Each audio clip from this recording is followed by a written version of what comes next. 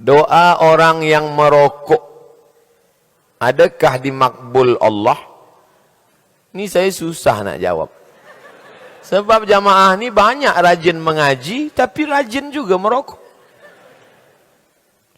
Saya tak tahu fatwa mufti di Malaysia.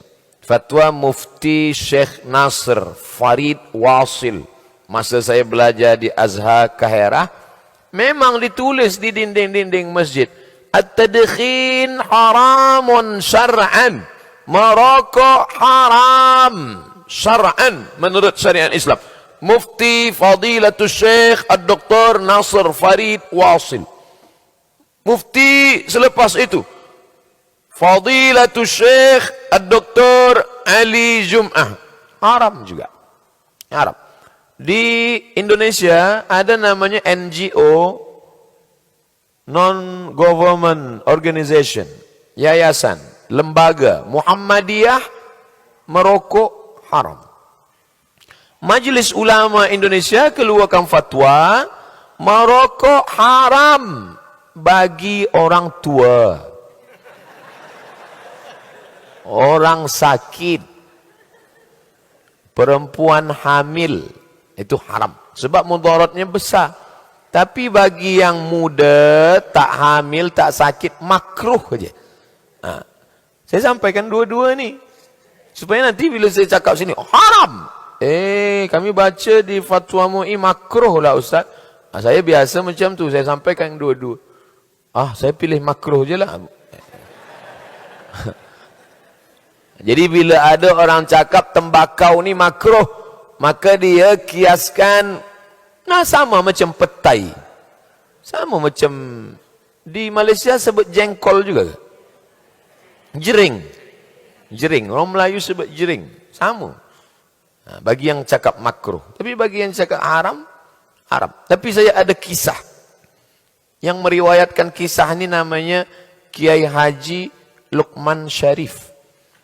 Jadi kata dia di belakang rumah Tok Guru ni banyaklah pokok ubi, pokok nanas, pokok sayur, ada pula pokok tembakau. Suatu malam datanglah khinzir, beramai-ramai khinzir, menghabiskan tanaman tadi. Esok pagi Tok Guru buka tingkap, dia tengok, ubi habis, tebu habis, tembakau semua. Ada satu yang tak rosak, tembakau. Ternyata babi pun tak boleh juga makan tembakau. Ini tak ada kait mengait tentang haram. Cerita je.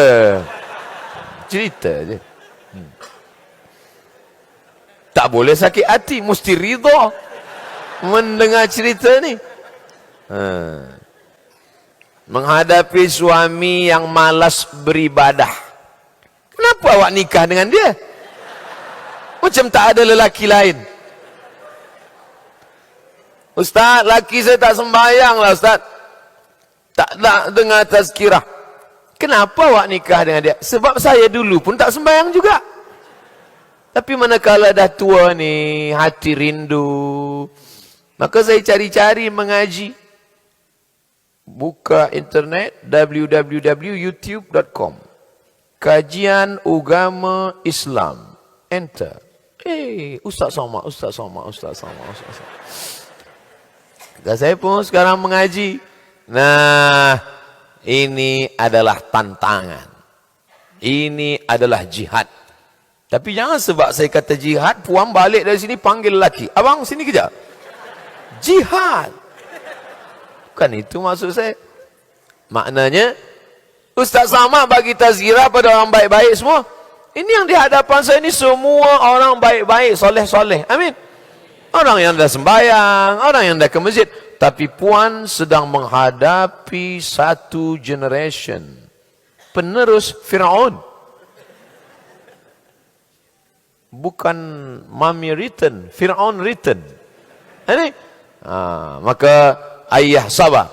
Ayah diyallahu bika rajulan wahidan. Satu orang dapat hidayah kerana mulut engkau, khairum min humurin na'am. Lebih baik daripada engkau memiliki seekor unta yang merah. Unta merah Pernah ke tengok unta merah? Saya unta kuning je nampak. Yang tempat orang banyak ambil gambar 15 rial. Di Arafah. Unta merah. Unta merah tu bahasa Italinya Ferrari. Unta merah. Mahal kereta ni. Pintu dia satu. Kabarnya 2020 ni keluar kereta tak ada pintu lagi. Lebih mahal lagi. Tapi ada yang lebih mahal daripada dunia dan seisinya. Apa itu? Engkau dapat boleh sampaikan hidayah pada orang tak ada hidayah. Mudah-mudahan puan sampaikan hidayah ni pada suami puan insyaAllah. Ni ya Allah, jangan matikan aku sebelum laki aku ni sembayang. Dua gendangnya. Kalau tak dia mati, aku mati. Macam mana caralah? Perempuan pandai. Tujuannya macam mana dia sembayang? Macam mana cara dia boleh sembayang? Perempuan paling pandai. Budak kecil tak nak makan. Budak kecil tak nak makan. Tapi puan pandai buat dia makan. Budak kecil ni suka pada bintang. Suka dia tengok bintang-bintang. Puan buatkan telur mata kebau bentuk bintang. Nak makan bintang? Makan bintang. Pandai. Puan paling pandai menyentuh hati lelaki. Sentuh dia tepat di hatinya, dia akan jadi milikmu untuk selamanya. Janganlah kata, so sweet. Oleh sebab itu, maka puan paling pandai. Saya jumpa dengan seorang lelaki, pakai jaket, bertatu, pakai celana jeans. Tak ada nampak orang macam dapat hidayah. Macam gangster je. Macam mana tuan boleh rajin datang ikut tazkirah ni? Oh, cerita panjang Ustaz. Saya dulu tak suka tazkirah ni.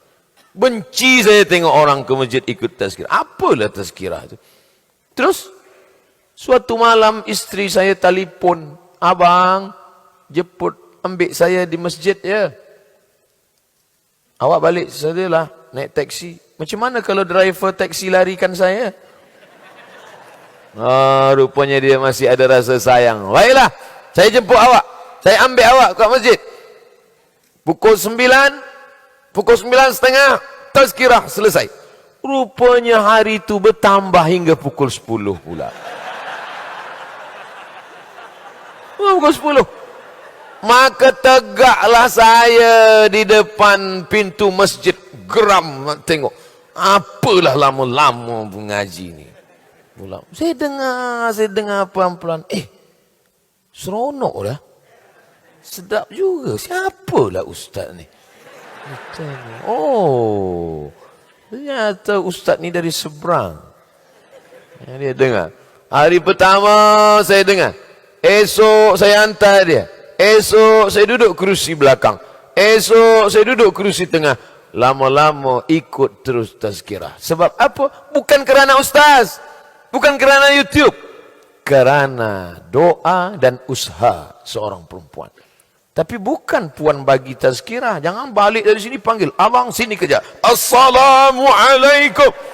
Hai penghuni neraka jahanam. Mana boleh. Doa malam-malam. Usalli sunnatal hajat. Raka'ataini lillahi ta'ala. Saya dengar awak sembahyang hajat ke tadi? Iya bang. Apa hajat awak? Adalah antara saya dengan Allah sahaja. Bolehkah awak tulis? Semua ada masanya. Nanti kau akan tahu. Di sujud terakhir tu, bila penduduk bumi tak nak lagi mendengar cakap engkau, maka berbisiklah kepada tanah. Maka makhluk di langit akan mengaminkan doa-doa. Berbisiklah ke tanah, maka makhluk 7 lapis langit malaikat akan mengaminkan doamu. Bukan hadis Nabi. Dapat saya di grup WhatsApp.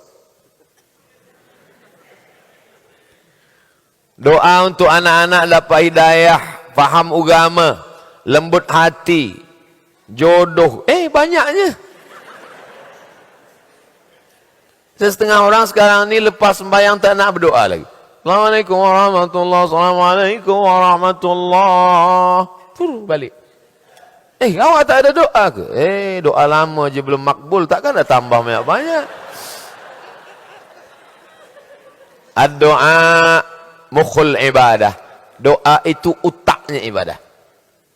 Tahukah kita sembahyang subuh kita tadi diterima Allah? Mana kita tahu? Kenapa kita terus sembahyang subuh? Sebab sembahyang adalah ibadah. Aku tak akan berhenti berdoa sebab doa adalah ibadah. Banyak orang doa cepat doa khusyuk. Allahumma arhamni wa Muhammadan wa la tarham ma'ana ahadan. Ya Allah, rahmati aku dan Muhammad sahaja, yang lain jangan. Macam mana awak berdoa khas dua orang saja? Doalah orang ramai semua. Ya Allah, ada kawan saya, jiran tetangga saya tengok dia ni, memanglah saya bila tengok dia sakit hati saya. Sebab rumah dia baru, kereta dia baru, tapi yang paling sakit bini dia pula baru. Bolehkah kita doakan matikan dia? Tak boleh. Lapangkan dada dia menerima segala musibah. Beri dia kemudahan, berkahi rezekinya. Doa bukan untuk kita saja. Bila kita doakan orang, sahabat, kawan, jamaah, jiran, apa kata Allah dalam riwayat hadis Imam Al-Mustadrak, nama Imam Al-Hakim, kata malaikat, amin, kabulkan doa orang ini, walaka mithluh, kau dapat yang sama macam yang kau doakan. Ini doa ni nanti kita akan baca di akhir majlis. Majlis kita dihadiri oleh para malaikat. Malaikat ikut mengaminkan doa-doa kita. Mungkin mulut kita tak dikabulkan sebab banyak silap salah dosa, tapi dikabulkan Allah tepat di dalam majlis. Majlis kita majlis ilmu, majlis kita majlis zikir, majlis kita majlis salawat. Kenapa majlis kita salawat? Sebab kita banyak bersalawat. Kenapa majlis kita majlis zikir? Sebab kita tak lalai ingat pada Allah. Kenapa majlis kita majlis ilmu? Sebab kita bicara tentang ilmu Quran, sunnah Rasulullah sallallahu alaihi wasallam.